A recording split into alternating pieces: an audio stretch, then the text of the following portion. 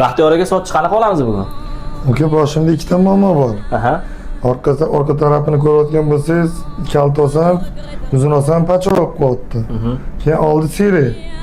O'shani siyrakligini bildirmaydigan qilib chiroyli qilib bering aka. Ollari ham ozgina to'kilgan ekanda sochingiz. Kaltaroq, uzunroq qanaqa xohlaysiz o'zingiz? Yo, o'zingiz xohishingiz aka. Yarashsa bo'ldi. Albatta.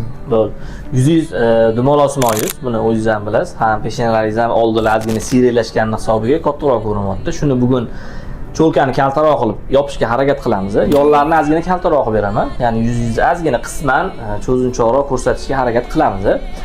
Orqalarini ham o'zingiz ko'rasiz. Xudo xolasa hozir men ob'yomliroq berishga harakat qilaman. Xullas, ming marta gapirgandan ko'ra bir marta ko'rsatganim yaxshi. O'zgarishga tayyor bo'lsangiz, boshlayman. Tayyorman aka. Bor. Qalay bo'ldi aka? Aka, bagir chiqibdi soch. Yoqdimi? Ha, qarang, oldi siyrak bo'lsa ham qarindi cho'tda turibdi.